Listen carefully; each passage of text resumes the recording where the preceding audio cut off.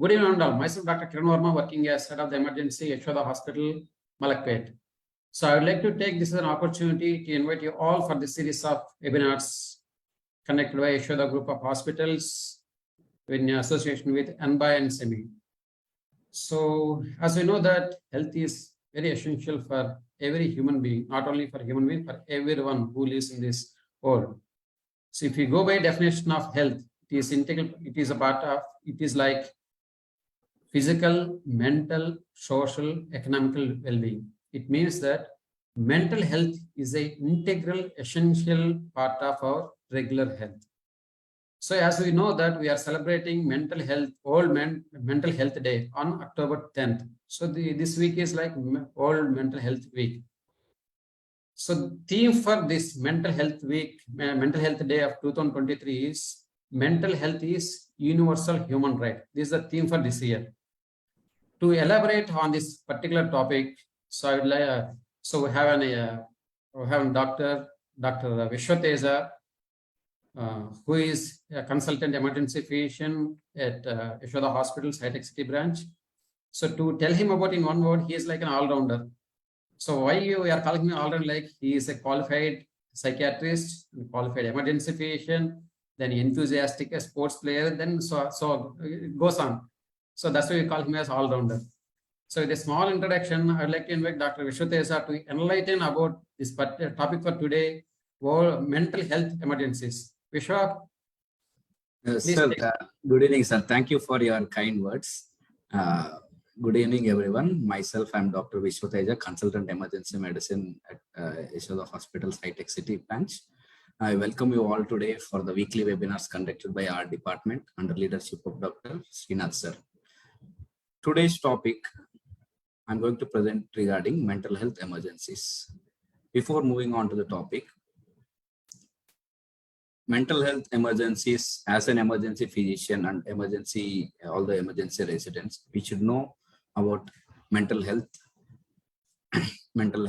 emergencies, how to deal with that. Okay, moving on to the topic. Mental health disorders are a major cause of morbidity and disease burden, affecting over 500 million people worldwide. And the depression has been linked to common conditions that present in the emergency department. For such patients, seeking professional help requires insight, motivation, and becomes even more difficult with underlying social stigmas and poor awareness in the society. And mental health disorders, if unattended to, can lead to a worse outcome of their primary illness and has been linked to longer hospital stays, as these patients show poor level of self-care. In India, it is found that approximately there is only one psychiatrist per 2 to 3 lakh population. To address this gap between increasing burden of mental illness and limited resources, WHO suggests that primary diagnosis and basic management of mental health disorders to be done by primary care physicians like emergency physicians. This becomes more relevant in this Indian scenario because emergency medicine is a new specialty in India, and newly established EDs are increasing in the country, and it is essential that our programs and policies be more sensitive to the patient needs. And screening patients for mental health disorders in the emergency department is highly recommended. Moving on to the epidemiology, there are 5 major classification of disorders, mental health disorders, like mood disorders, substance abuse, anxiety, suicide, and psychosis, which account for almost 80% of all mental health related emergency visits. It has been estimated that as many as 1/3 of all the emergency patients have silent or frank depression, and up to 13% of this have frank or occult suicide ideation. In addition to these disorders, a significant fraction of these who present to emergencies for non-mental health reasons may have occult or silent mental health problems, often neither inquired about nor detected in the emergency department. The true number of visits for mental health reasons may be far higher than these estimates because a substantial fraction of these visits are currently post-traumatic stress disorders, conduct disorders, antisocial personality disorders, and conversion symptoms like pseudo-seizures. Many of other mental health conditions are seen in emergency patients, but these are less commonly diagnosed. These epidemiological data suggest that mental health patients are fast growing group of ED patients and reflect emergencies increasing burden of responsibility for their care. Let's see what resources we have. There was an observational study conducted by Imran Subban et al. In Hyderabad in 2015, which has shown that 87% of emergency physicians said their hospital didn't have a psychiatrist available 24 hours. They were available only during OPD hours, and less than 20% of these hospitals had inpatient facility for psychiatric patients. And a psychologist and rehabilitation programs were found in less than 10% of these hospitals surveyed.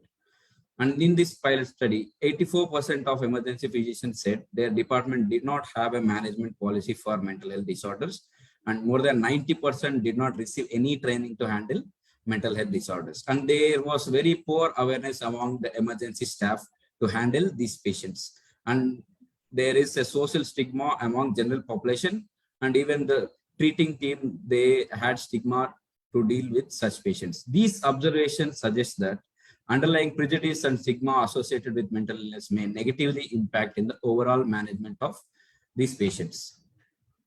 This pie diagram shows that 85% of emergency physicians rarely or almost never evaluate mental health during their residency program.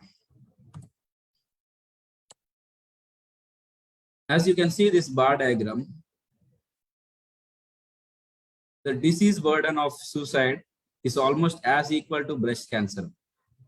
But funding received for the research of suicide is very, very less compared to the research funding what they receive for breast cancer. The emergency departments are potentially important site at which to establish mental health registries. Multi-site state and national psychiatric registries could encourage standardization of screening and diagnosis of mental health problems in emergency patients. This will establish burden of illness.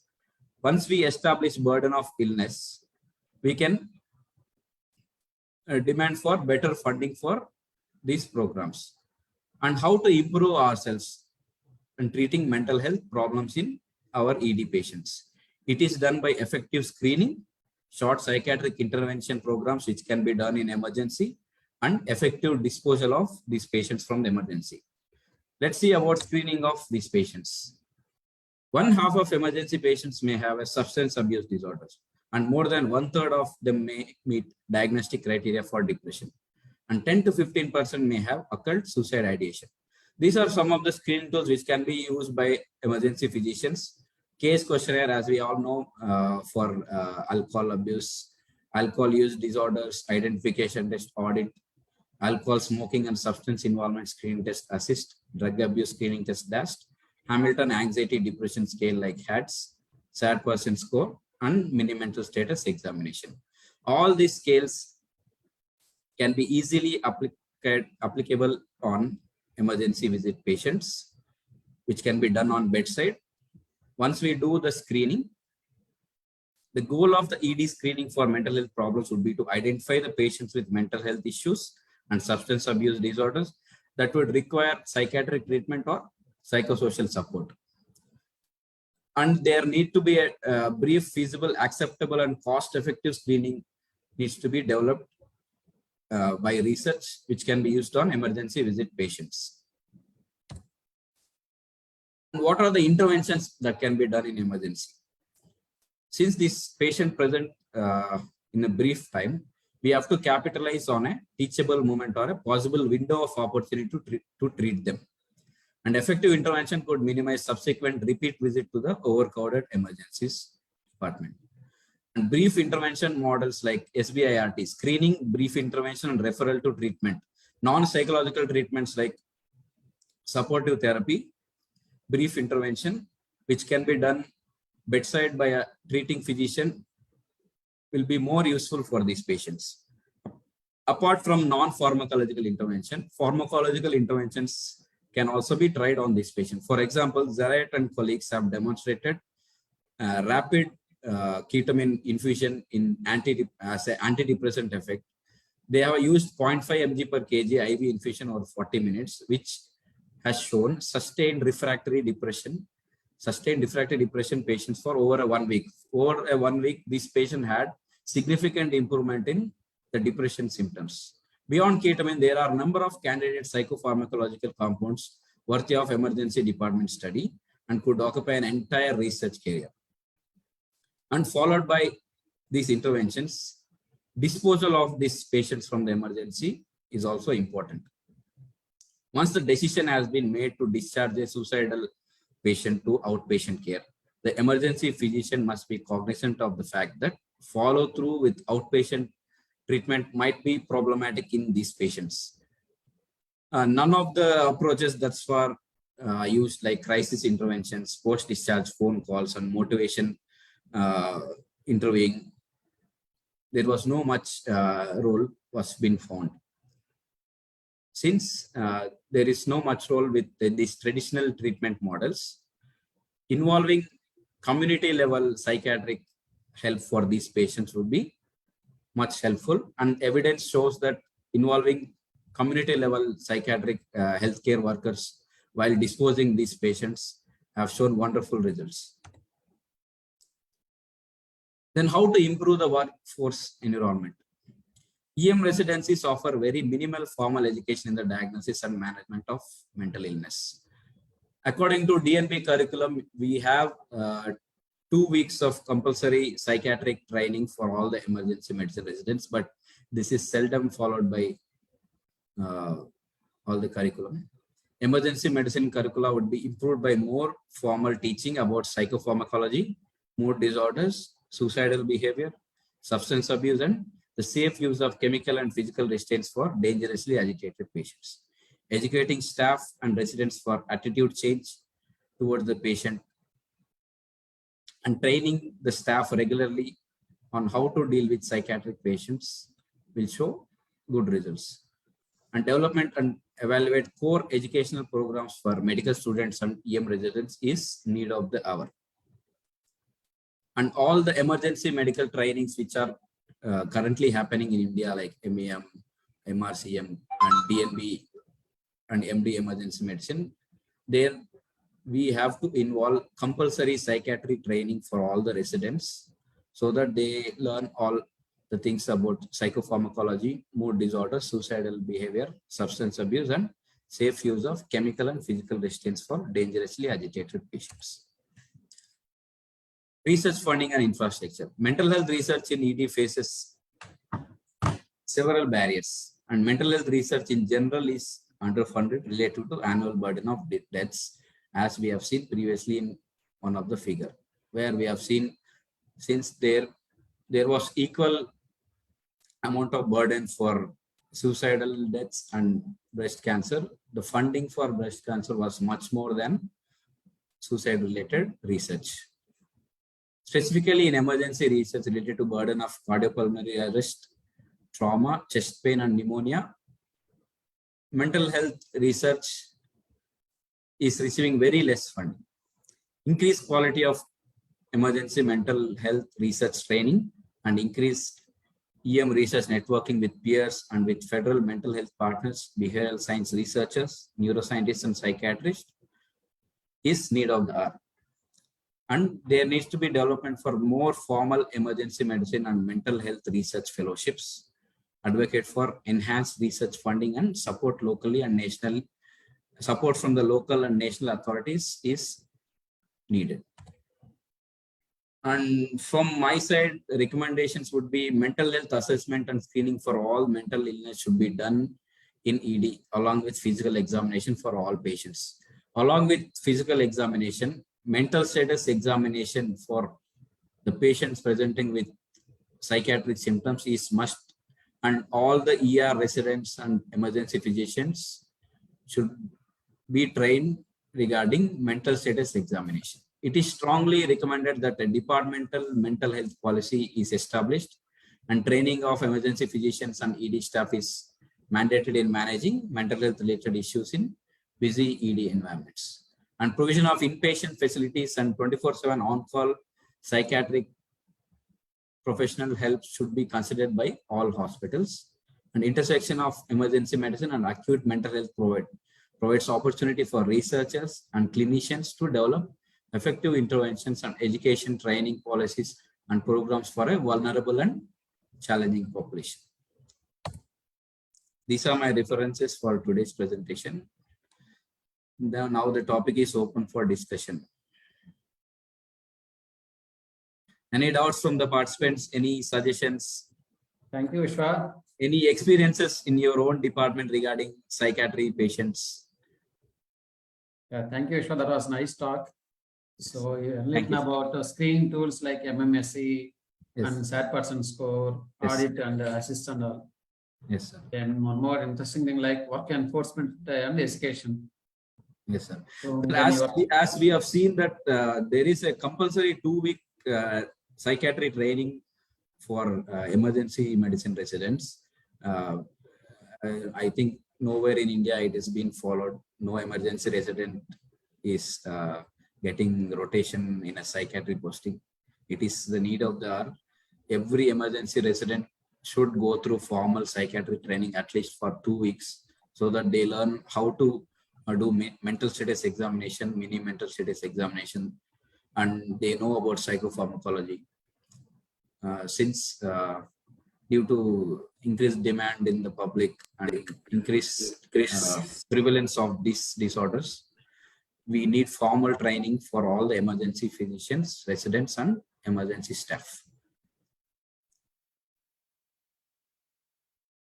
yeah, that was Dr. Vishwa, I had a particular situation 2 days back. So I have one patient who came to me saying, I have hyponatremia, give me osmotic diuresis. Yes, sir. So I asked him, what is your problem? You cannot just diagnose by yourself. What is your problem? He said, my brain is swollen, so I'm feeling too much of headache. My weight has increased by 3 kgs in the last 1 month. So I think my brain is swollen. So I want your help in getting that swelling down. So he said he's having headache. Yes, sir. So he started reading all about headache and probably came to this conclusion. Yes, sir. So for this patient, just like any other physical symptom, since he was having headache, first we'll look into that as a physical symptom. We'll elaborate on history of present illness, how the headache started, since when does he think that he's having brain swelling.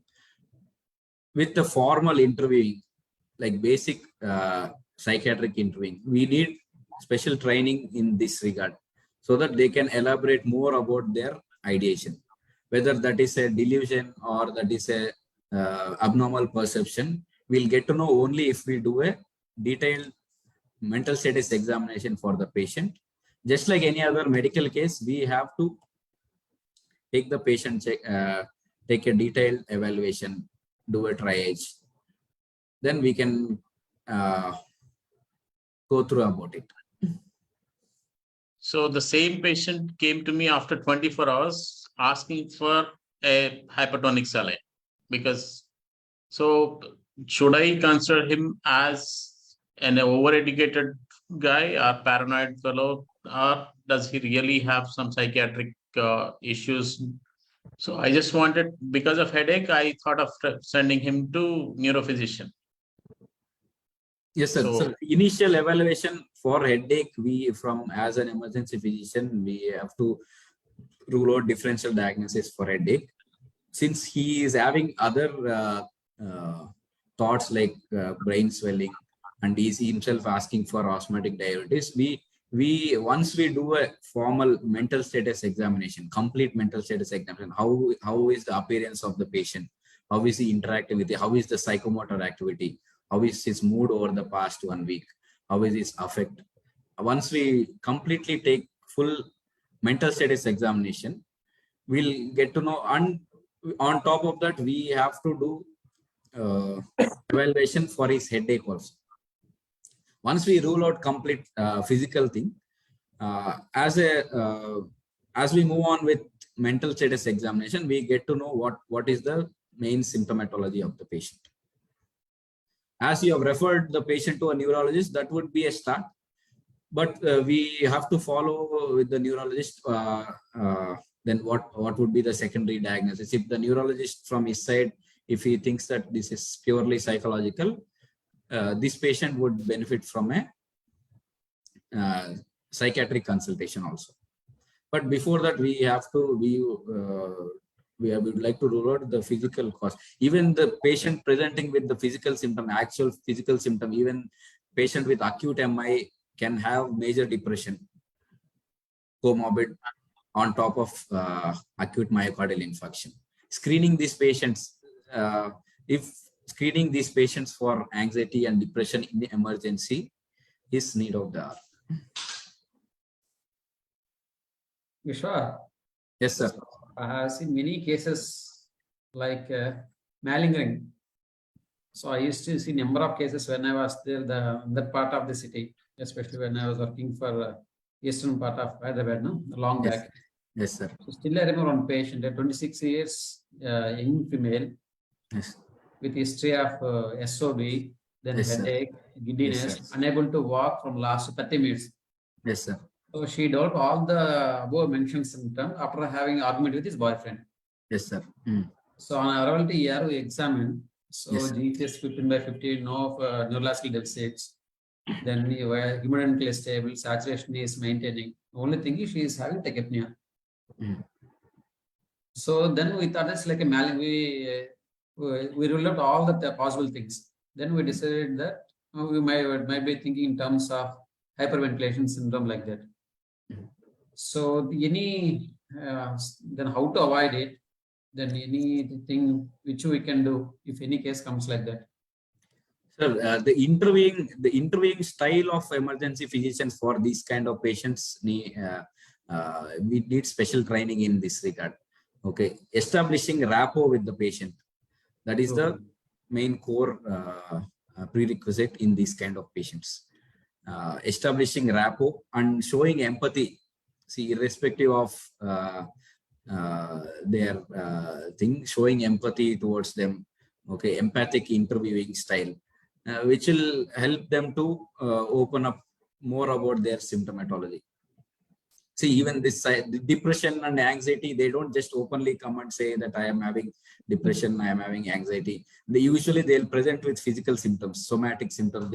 Usually the females, they'll come, female patients in the middle age, they'll come with body pains. Okay, generalized body pains. Okay, actually they might be suffering with major depressive disorder. Once we establish since our emergencies are very busy and during the peak hours, if we get these kind of patients, we know that it's difficult to handle them.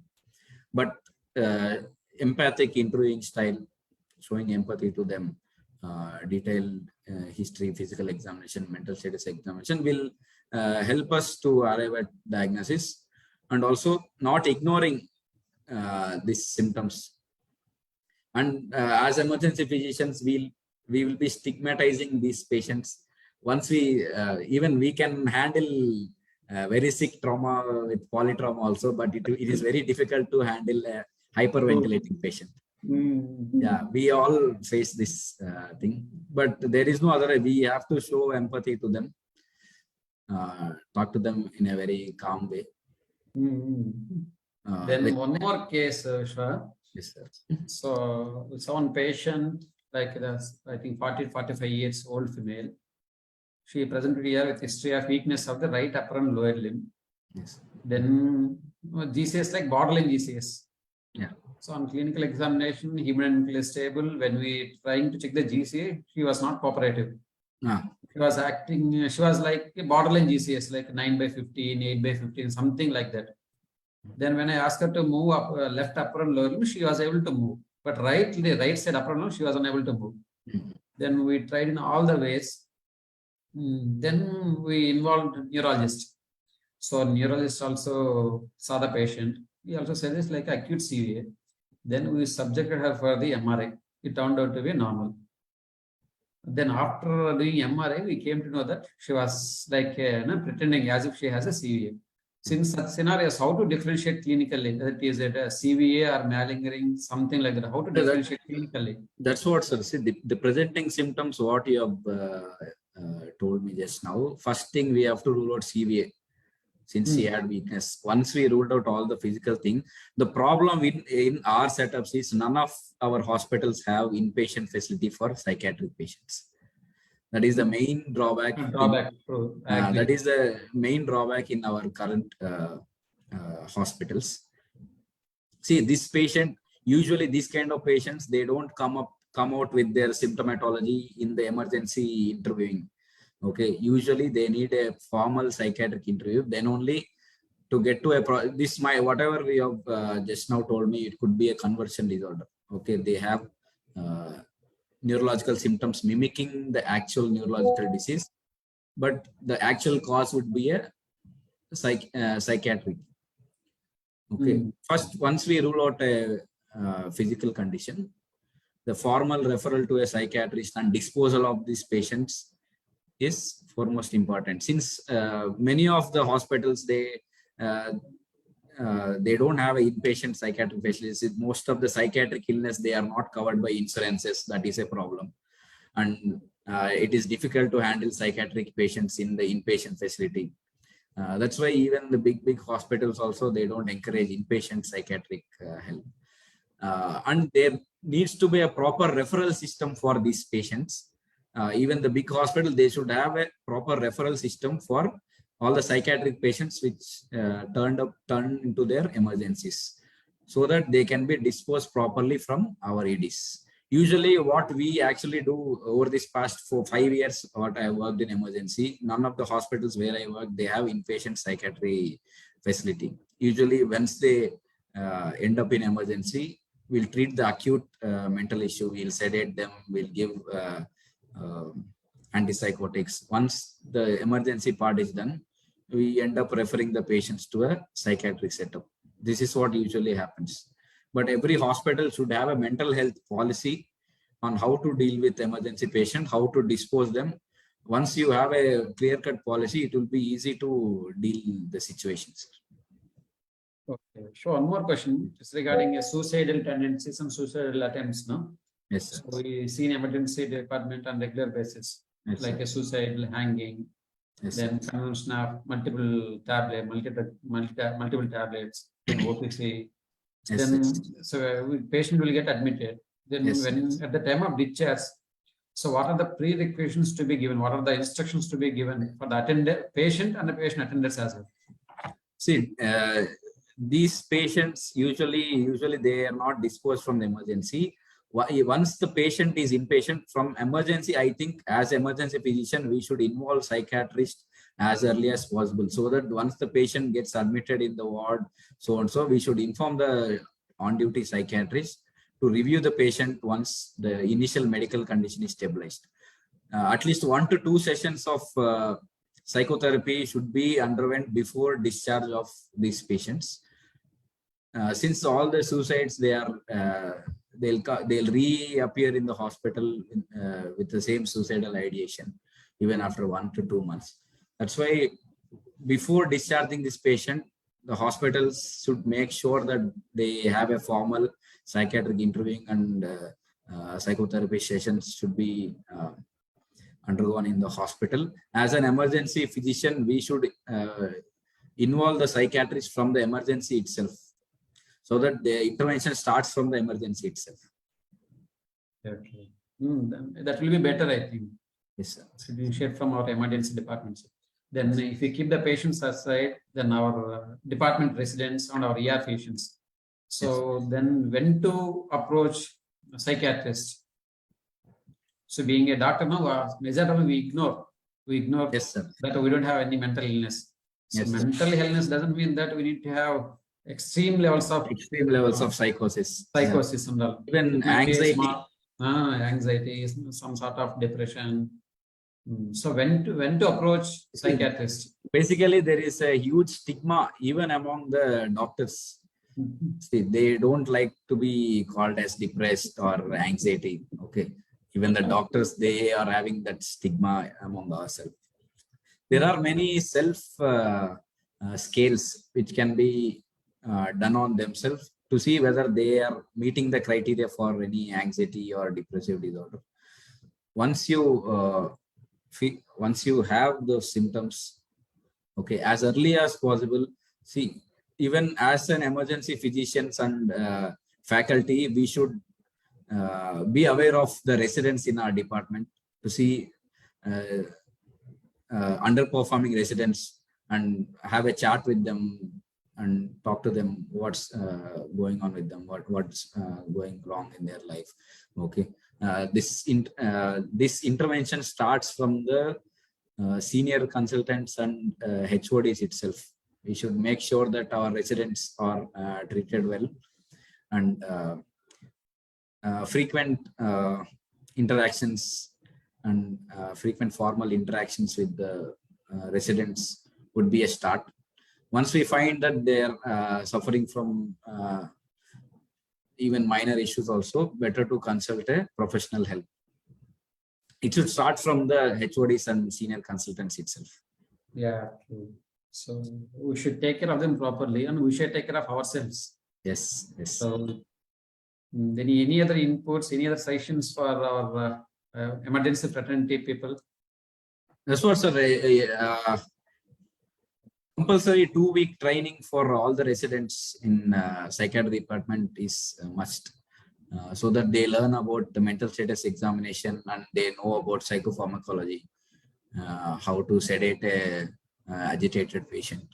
All these things, they should have a formal training before the end of the residency. So that is one thing.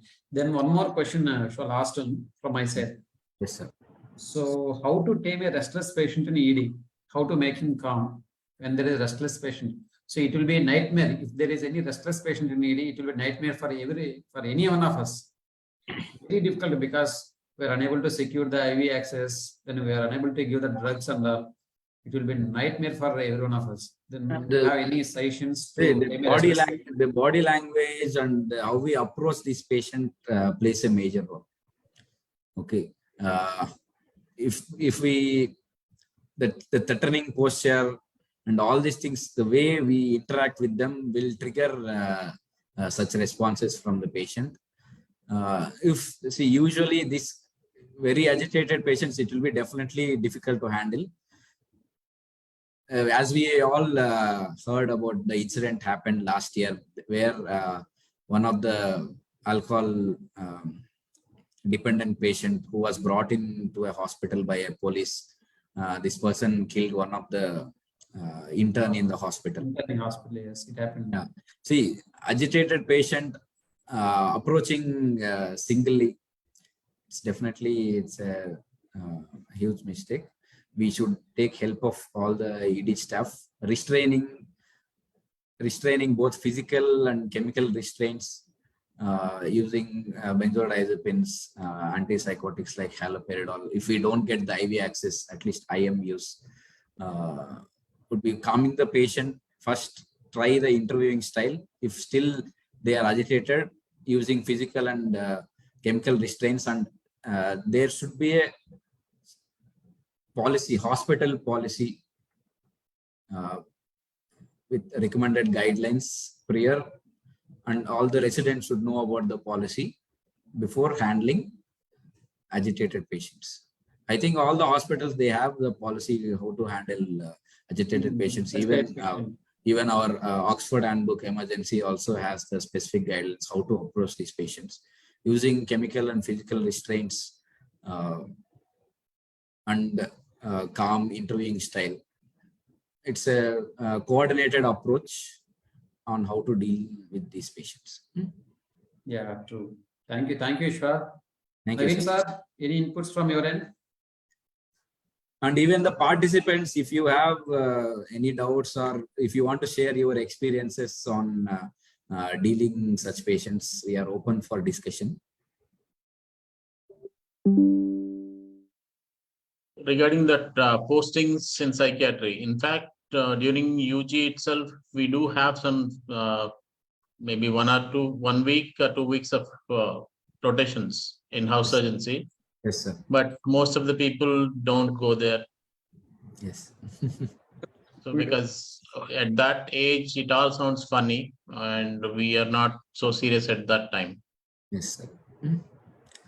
To emergency medicine residents, it is must for them, because these are the patients these are the doctors who will see the patients during crisis.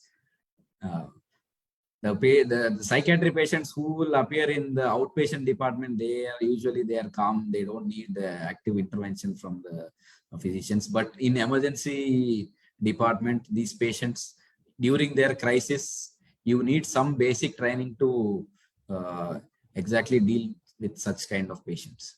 Yes, yes. In fact, the patient I was telling you about, he came around 6 o'clock. So at that point, all the OPDs will be closed and the ER will be busy. So at that point, you don't even want to spend any time to do his mental state examination and all. Yes, sir. Even our attitude towards such patients will be hostile. We usually we won't like to deal with that kind of patients during our busy hours. But we have to make some time and do a formal interviewing.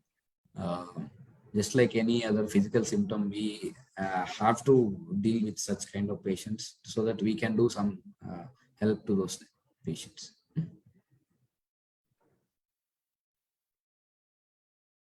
Okay, looks like there are no more questions. Yes, sir. With this, we are concluding this session. I thank everyone who participated in this webinar. And thank you, Dr. Kiran Varma, sir, and Dr. Naveen, sir, for giving me the opportunity. Thank you, Shah. Really, that was an interacting and elaborative session. Thank you. So I thank Dr. Srinath, sir, for providing such kind of great platform to spread our knowledge. And I thank Yashoda Group of Hospitals for conducting and so for supporting such a great event. And I thank Semi and Anbai for helping in each and every aspect. Last but not the least, I thank all the participants for joining this session. I thank you. Thank you, all and all. Thank you.